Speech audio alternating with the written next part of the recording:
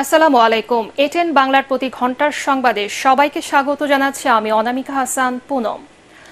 দর্শক, দেশের সংকটকালীন পরিস্থিতি নিয়ে কিছুক্ষণের মধ্যে জাতির উদ্দেশ্যে ভাষণ দেবেন সেনাবাহিনী প্রধান জেনারেল ওয়াকারুজ্জামান। এর আগে সেনা সদরে বিভিন্ন দলের নেতাদের সাথে বৈঠক করছেন তিনি।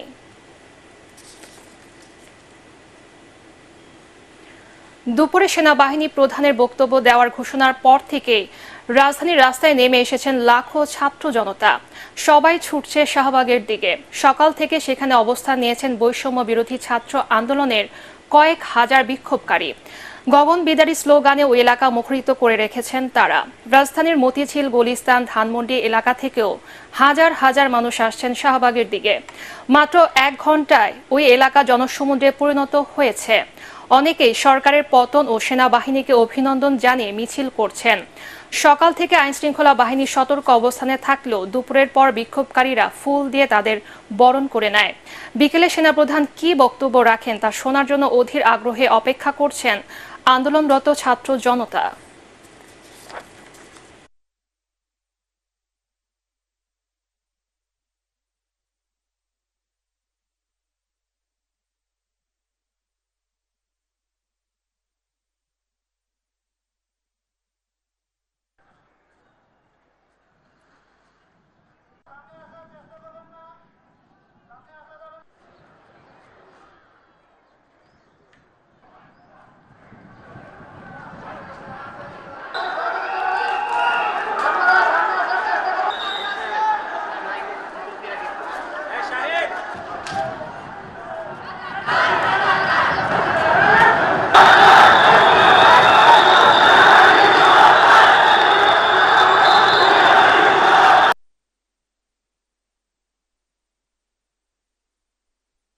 একজন স্লোগান দিয়েছে ছাত্রলীগের।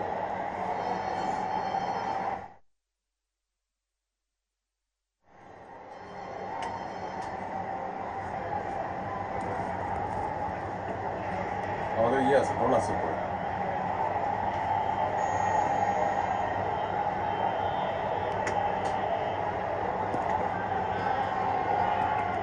বয়স্ক লোকজন আছে।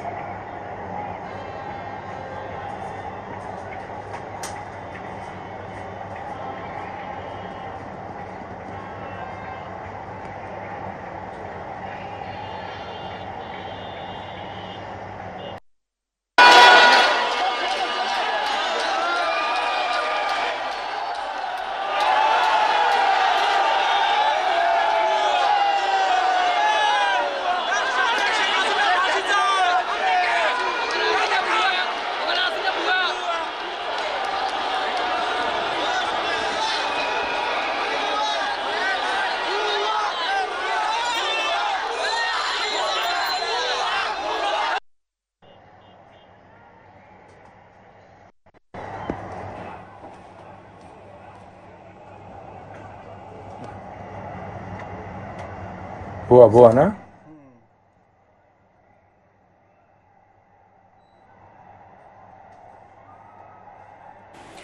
সরকারের পদত্যাগের দাবিতে সর্বাত্মক অসহযোগ আন্দোলনে মার্চ টু ঢাকা কর্মসূচিতে বিভিন্ন স্থানে অবস্থান নিয়েছেন শিক্ষার্থীরা। কারফিউ ও ব্যারিকেড ভেঙে রাজধানীতে ঢুকছে আন্দোলনকারীরা। ঢাকা চট্টগ্রাম মহাসড়কে পুলিশের সাথে আইনশৃঙ্খলা বাহিনীর ব্যাপক সংঘর্ষ হয়। মিরপুর ইসিবি চত্বরেও ধাওয়া পাল্টা ধাওয়ার ঘটনা ঘটে। ব্যারিকেড ভেঙে উত্তরাতেও অবস্থান নিয়েছেন আন্দোলনকারীরা। নিরাপত্তায় রাস্তায় রাস্তায় কাঁটা তারের বেড়া দিয়ে কঠোর অবস্থান নিয়েছে সেনাসহ বিভিন্ন বাহিনীর সদস্যরা। মাহবুব কবির চপল জানাচ্ছেন বিস্তারিত। কার্ফিউ চলাকালীন সময়ে বাইরে আসা সম্পূর্ণ নিষেধ।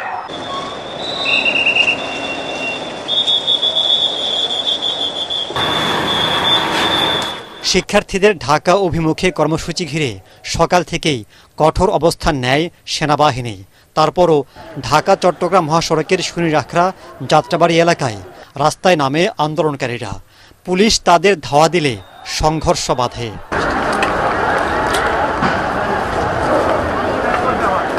কয়েকদিন থেকে উত্তপ্ত মিরপুরেও কারফিউ উপেক্ষা করে রাস্তায় নামেন শিক্ষার্থীরা।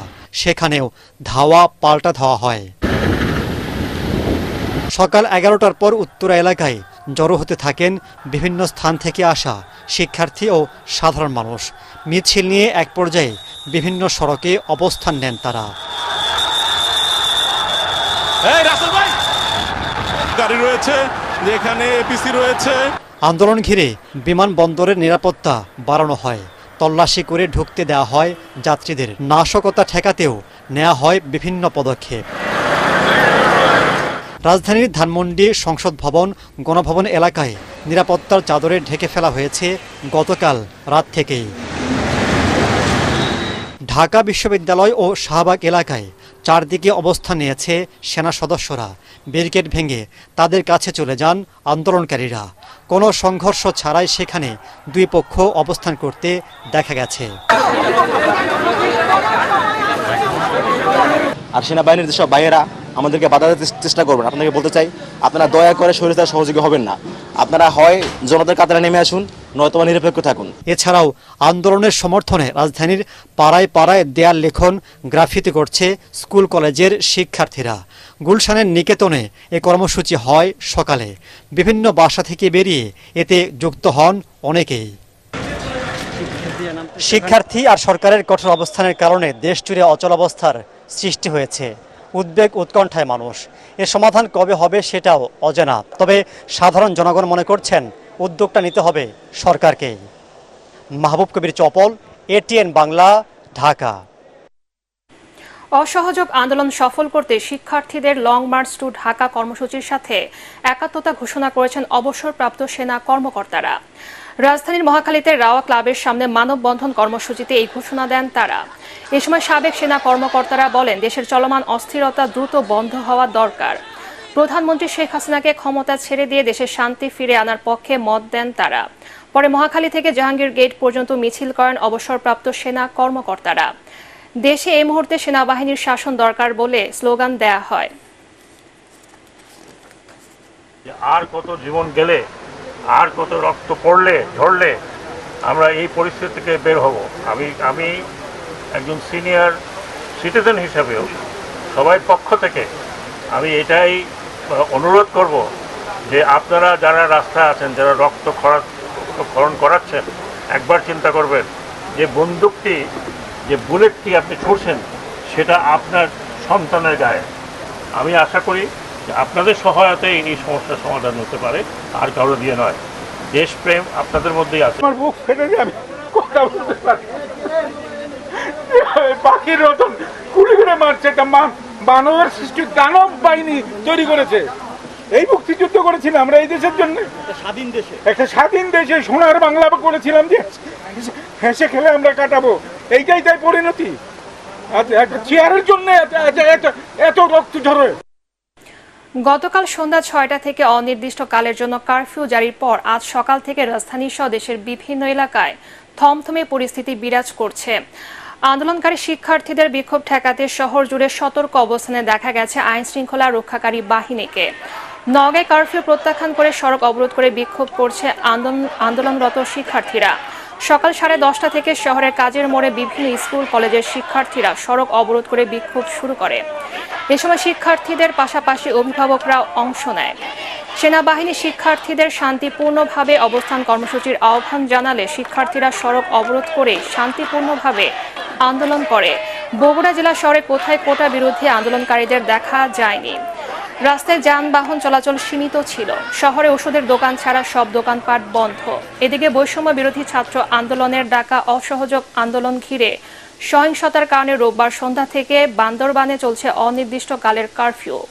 জেলা জুড়ে আতঙ্ক বিরাজ করছে। জরুরি প্রয়োজন ছাড়া সাধারণ জনগণ সড়কে কম চলাচল করছে। বন্ধ রয়েছে গণপরিবহন।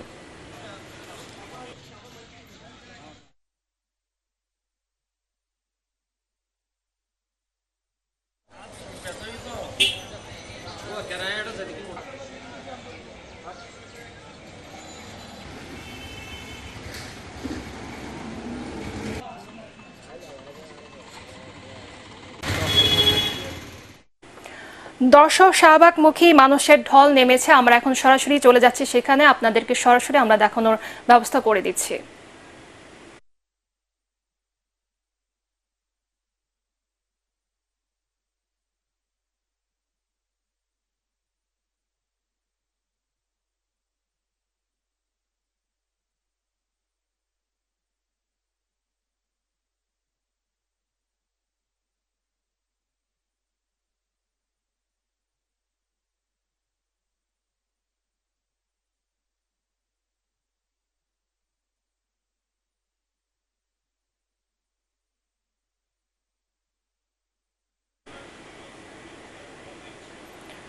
আপনারা শাহবাগমুখী মানুষের ঢল দেখছেন।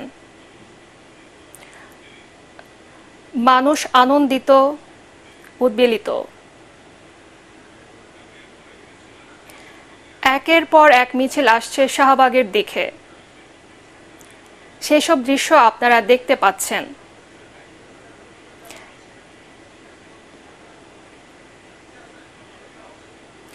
ঢাকার বিভিন্ন স্থান থেকে বিক্ষোভকারীরা মিছিল নিয়ে শাহবাগমুখী হচ্ছেন।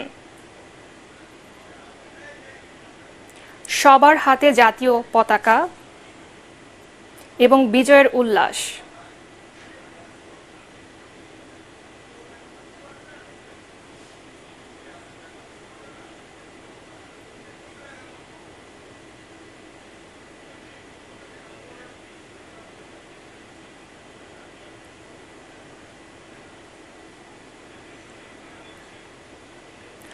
দর্শক, আপনারা যে দৃশ্যটি দেখছেন এটি কাউরান বাজার এলাকার।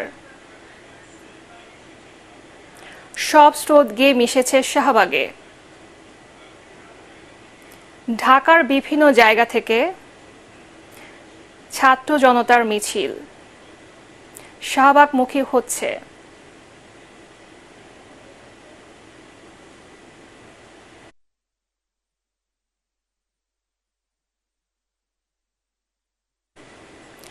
পরবর্তী সংবাদ দেখার আমন্ত্রণ জানিয়ে এখনকার মতো শেষ করছি। এটিএন বাংলার সংবাদ ইউটিউবে দেখতে ব্রাউজ করুন youtube/ATN বাংলা নিউজ। ধন্যবাদ সবাইকে।